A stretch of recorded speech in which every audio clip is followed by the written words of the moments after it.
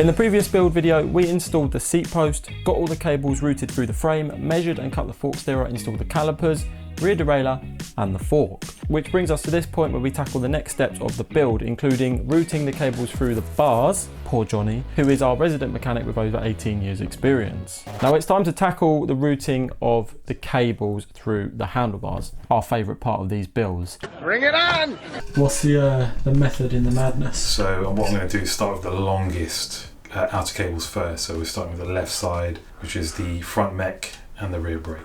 And then we'll have a bit more slack and a bit more give to get the other side in. We installed the wrist cable routing tool through the bars, creating a clear pathway for the cable. Now this ensures that the cable will be properly guided and protected through its journey. We pull the housing through the bars. Now since this is the first cable we are routing, there is plenty of space and it goes through with relative ease. So all plain sailing so far. Now it's time to install the rear brake hose through the bars. Now first we cut off the insert at the end of the hose. This allows us to install the cable routing adapter into the hose. Now we install the routing tool through the bars, but this time it's a bit trickier. The housing we just installed has metal in it, and the routing tool's magnet attaches itself to that metal. It's like a magnetic tug of war, but we persevere. Now once the routing tool is through, we thread the adapter onto the brake hose. This step can be a bit fiddly, requiring some patience and dexterity. Now when we put the routing tool adapter inside the brake hose, it made it a little bit wider, so the hose was a little bit wider than standard. This makes it harder to pull out of the hole in the handlebars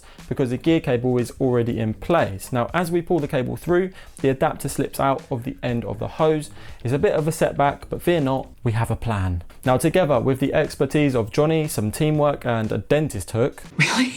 Of all things, we conquered the challenge and we managed to get the hose routed as intended. Did someone say electronic group set? Because that's looking very easy to install right now. Now over to the right hand side of the bars we go for the rear gear housing. Now we start by guiding the adapter through the bars again, and to our delight, it's actually quite easy this time. This process partly went smoothly because Johnny put a natural kink in the cable routing tool before feeding it through. Now this experience also demonstrates how much easier it is when it's the first cable to pass through one side of the bars. With the adapter installed in place, we can then pull the housing through the bars, and to our relief, it goes through relatively easily. Now after the previous challenge of installing the rear gear hose, it's a pleasant surprise. Now we come to the final cable installation, the front brake, and it is often the most challenging step due to the limited space within the handlebars because 3 cables are already routed, and it was no different here. Now despite our best efforts, we struggled to find a clear path. Now we eventually made the decision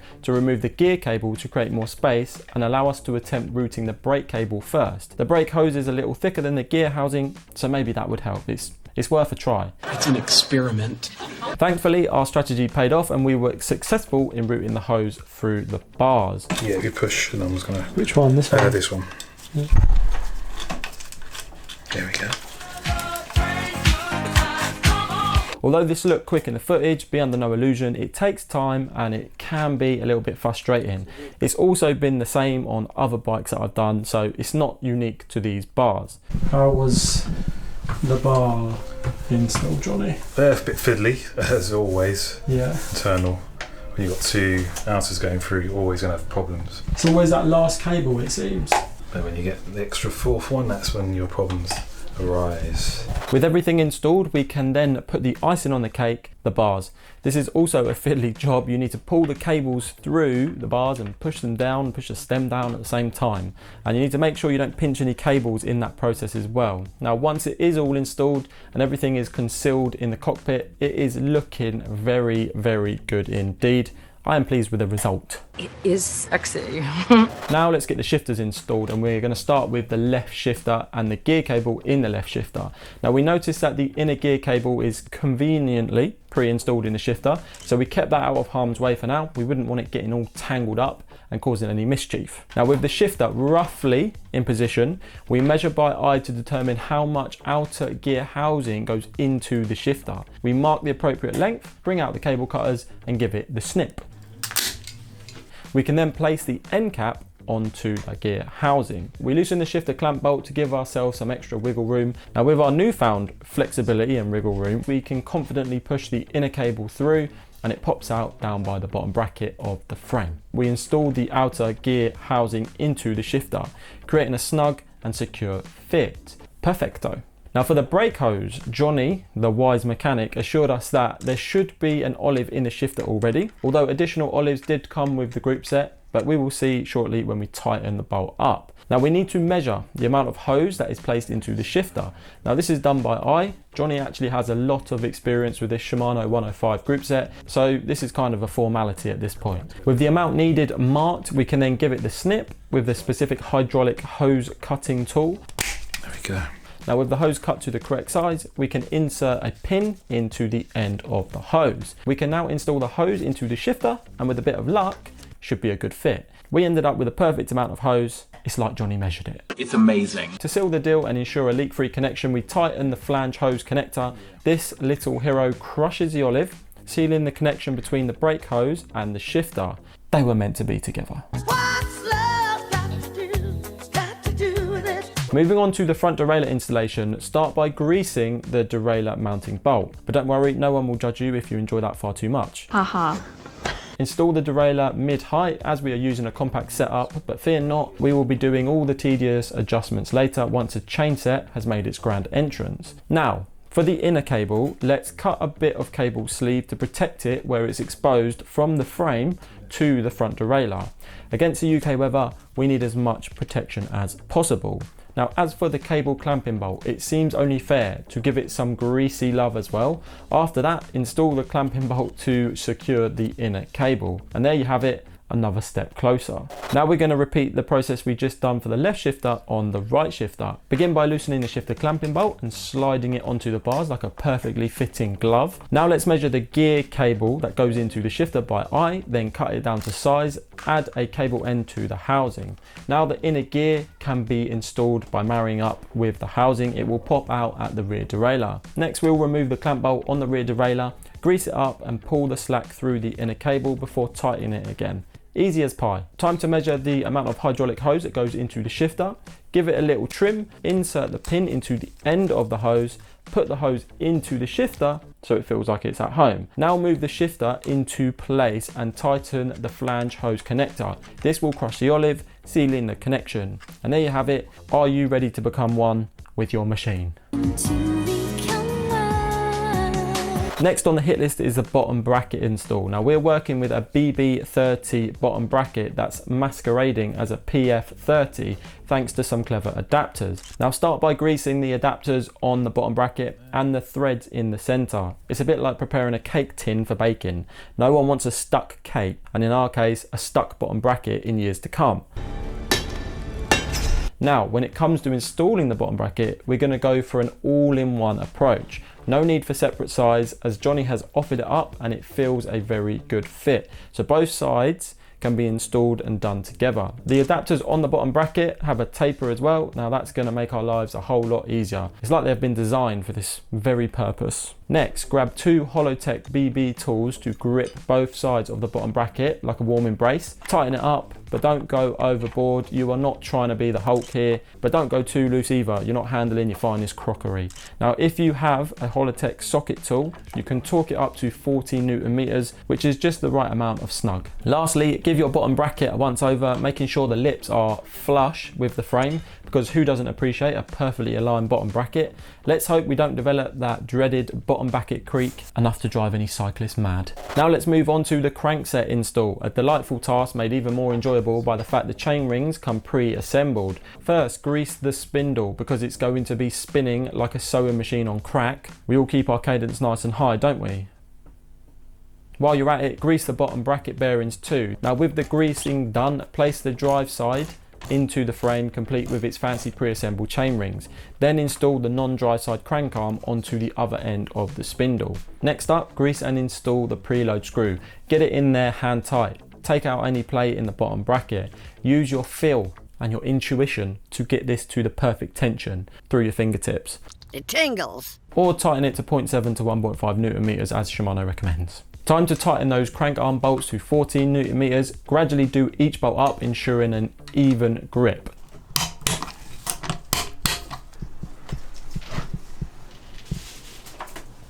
And now, dear friends, we find ourselves with most of the Shimano 105 Groupset installed. Now, as I sit back and appreciate the Shimano Groupset in all its glory, it's hard not to notice the little details that just make life easier with this Groupset. For instance, the position where the cables go into the shifter is great. There is no chance of a cable sticking up like a sore thumb and putting pressure on your palm.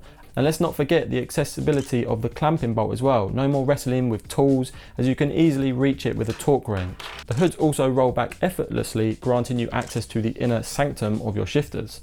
Sounds a bit weird. It's clear that Shimano has refined their product over years. I do hope that cheaper AliExpress Groupsets take note and refine and try to match the quality. It's just the little things, you know. Align the chainring teeth with the sticker on the derailleur. This is handy indeed and a nice touch from Shimano to help guide us through this process. But there is a twist in our tail. We couldn't get the derailleur mounted low enough, so I reached out to Elves and they said, there is a lower front derailleur mount that is originally included with the frame as standard. Now, although this wasn't included with my frame, they have shipped the additional mount free of charge, so I'll get that installed when it arrives through my letterbox. For now, we'll mount the rear derailleur in its lowest point possible. I'm rocking a 50-tooth chainring, which is, as we all know, pretty small. Electric front derailleurs are also much larger when compared to the mechanical 105 derailleur. So this combination of small chainring, small front derailleur means I need the smaller mount to get the front derailleur to its lowest insulation point. The pedals, your personal connection to the bike, where the magic of human power meets mechanical prowess. Yeah, not in my world. Now, instead of using the traditional 15mm pedal spanner, we're going to live life on the edge and use an Allen key on the back of the axle to tighten things up. Because we're tightening from the back of the pedal with an Allen key, the right pedal is tightened anti-clockwise, while the left pedal goes clockwise. It's like a trip down the rabbit hole of pedal tightening, just waiting for you to cross thread a bolt. So start the threads off by hand if you are unsure. Definitely don't try and force them. For this build, we're rolling out the Elves Falath TH50D carbon disc wheel set. Naughty indeed. Now, we could have gone tubeless, but I've decided to stick to my roots and go tubed. Call me old school. Now, why did I do that, you ask? Well, I've got 32mm Continental Grand Sport race tyres all lined up for this ride. I'm taking a little bit of a detour from the usual 28mm tyres to see how these wider tyres compare. It's like trading in your skinny jeans for a pair of slightly more forgiving trousers. However, I might not like them. So using inner tubes will allow me to change back to 28mm tyres easily if I want to. To install the tyres, start by putting a smidgen of air into the inner tube, just enough to give it some shape. Now with the tyre half on the wheel, slide the inner tube into the tyre. Once the tube has found its new home, it's time to install the rest of the tyre onto the rim. Johnny seemed to do this with such ease, you would be inclined to say that it was easy. But depending on your tyre and rim combination, as well as your hand strength, you could be fighting for a while to get that last bit of rubber over the rim. Do not be fooled. Now with everything in place, we can pump the tyres up to a respectable 85 psi.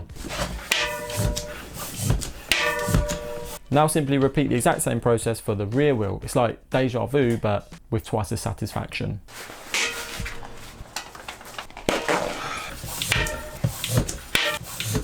Time to install the disc rotors on the wheels, but hold your horses, we've hit a snag. In the previous build video I mentioned that I'd forgotten the 160mm adapter for the rear rotor.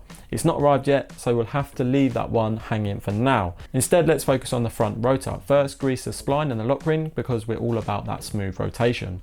Slide the rotor on. Now it's time to tighten the rotor to a solid 40 Nm using a big fat torque wrench.